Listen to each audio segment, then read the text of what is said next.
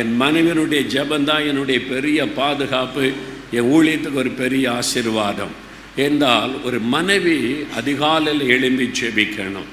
நிறைய கணவன்மார் சொல்லுவாங்க, என் மனைவி நல்லா ஜெபம் பண்ணுவாங்க, நீங்கள் ஜெபிக்கிறீங்களான்னு கேளுங்களேன். சில ஆண்கள்கிட்ட அவங்க அதுக்கு நேரடியாக பதில் சொல்ல மாட்டாங்க.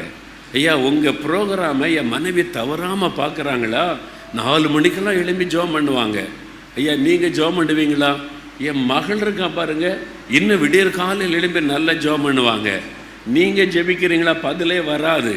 மனைவி ஜெபிக்கிறாள், மகள் ஜெபிக்கிறாள், இதைத்தான் சொல்லுவாங்க. ஆண்கள் ஜெபிக்கணும். குடும்ப தலைவர் தான் குடும்பத்தின் ஆசாரியன்.